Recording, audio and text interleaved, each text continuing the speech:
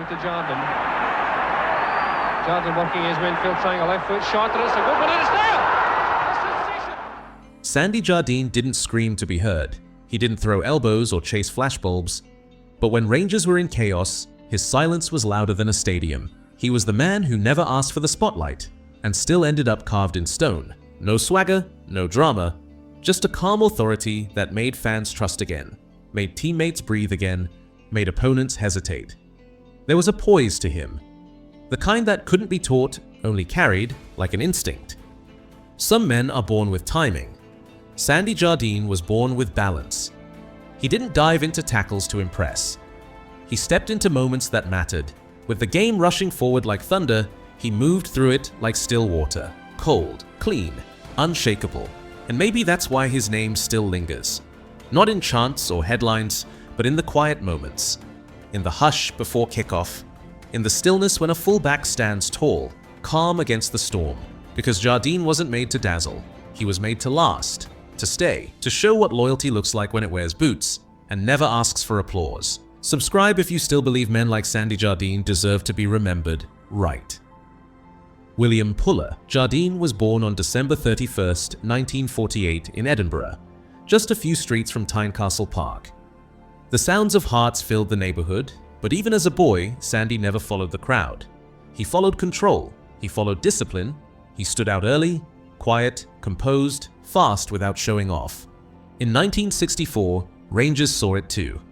He was only 15, but they brought him west, from the capital to Govan, to a club that demanded perfection from the moment you walked in.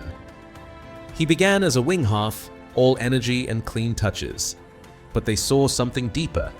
The way he read danger early, the way he stepped rather than slid, the balance in every movement.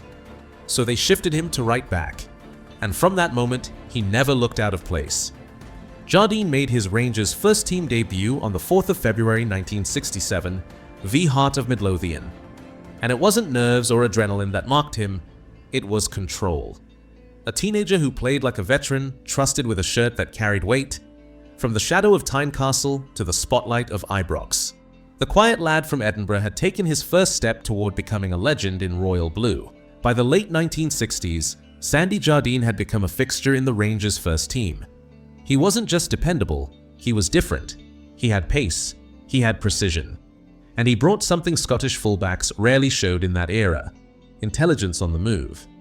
He was naturally right-footed but could play with both feet when the moment demanded it. He defended with control, attacked with timing, and never lost the shape of the game, even when it moved at speed. He wasn't just playing in his position, he was quietly modernizing it. Under managers Willie Waddle and later Jock Wallace, Jardine became one of the club's most trusted performers.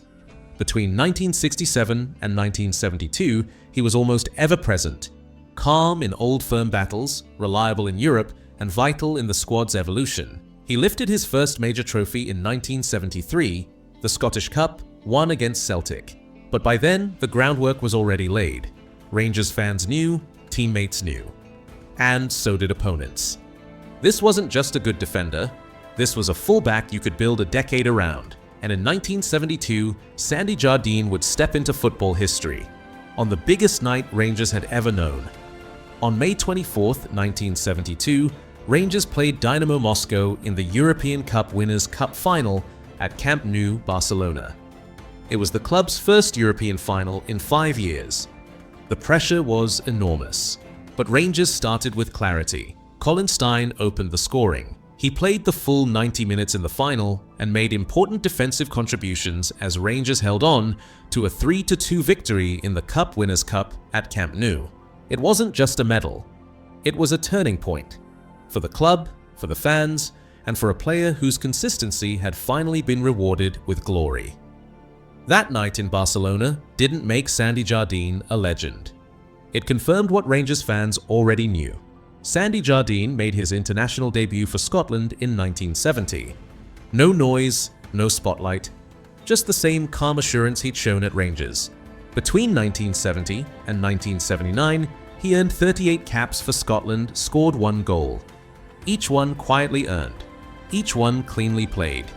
He featured in 2 FIFA World Cups, West Germany, 1974, Argentina, 1978. In 1974, Scotland were the only unbeaten side in the tournament. Jardine played every match, solid, controlled, unflustered under pressure. In 1978, he returned for another World Cup campaign, this time as a veteran in the squad. Sandy was the kind of player you didn't notice, because he never got it wrong, said former Scotland teammate Danny McGrain. He gave Scotland what every backline needs, a player who knew his job and did it every single time. By the mid-70s, Sandy Jardine had become more than dependable. He had become essential. In the 1975-76 season, Rangers produced one of the greatest campaigns in the club's history, winning the Scottish League, the Scottish Cup, and the League Cup, a full domestic treble. Jardine played a leading role in that side, both as a defender and as a voice of calm in the dressing room. He made over 50 appearances that season, delivering the kind of consistency that doesn't just win matches, it builds dynasties. He was voted Scottish Football Writers Association Footballer of the Year in 1974-75, an award he would win again in 1985-86. It was the only time in his career that he lifted all three major Scottish domestic trophies in a single season. For Jardine, it wasn't about collecting medals, it was about doing the job right, over and over again. By now, he was entering his 30s, but his standards never dipped. In fact, many considered this his true peak. A defender at the top of his game, still gliding through matches with the same calm rhythm. He wasn't flashy, he wasn't loud, but he was everywhere he needed to be. And for a generation of Rangers supporters, he had become the definition of reliability and dignity. In 1982, after 16 years and over 600 appearances for Rangers, Sandy Jardine made a move that surprised many. He signed for Heart of Midlothian. Back to his hometown, back to where it all began. But now he came not as a boy from Edinburgh, but as one of Scotland's most respected professionals. His Rangers testimonial was held on the 9th of May 1982, Rangers v Southampton. Jardine brought professionalism, discipline, and leadership to a club that was trying to rebuild. He wasn't just a player, he became the blueprint for how a senior pro should behave.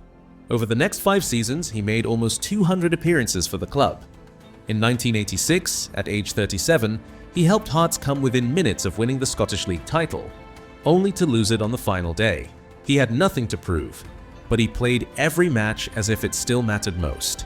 Sandy was still the fittest player at the club in his mid-30s, said former Hearts teammate Gary Mackay. He trained like it was a cup final every day. In 1986, he took over as player manager, leading the team through a challenging transitional phase. It didn't last long. He stepped down in 1988, but his influence on the dressing room remained. Across club and country, Sandy Jardine made over 1,000 appearances in all competitions, including official matches, friendlies, and testimonials. He left the field the same way he played on it, with grace, focus, and a deep love for the game. Even after his retirement in 1988, Sandy Jardine never left football, and football never left him. He returned to Rangers in the 1990s, working behind the scenes in public relations, as a club ambassador and community leader. Quietly, professionally, he became a bridge between the club's golden past and its future. He helped organize tributes, legends matches, and represented Rangers in times of both celebration and crisis. He wasn't there for attention. He was there because it mattered. He was inducted into the Scottish Football Hall of Fame in 2006. There was never any fuss with Sandy, said Walter Smith. He just got on with it and did things properly. He also remained closely tied to Hearts, especially during their financial troubles in the early 2000s, lending support and public encouragement even when his own health was in decline. In 2012, Jardine was diagnosed with liver cancer. He faced it as he faced every challenge in his career, with dignity, silence, and strength. He passed away on April 24, 2014, at the age of 65. Both Rangers and Hearts paid tribute. Flags at Ibrox flew at half-mast. Supporters left scarves, shirts, and handwritten notes at the gates. Rangers announced the renaming of the Govan stand at Ibrox to the Sandy Jardine stand in 2014, a formal tribute to his service to the club.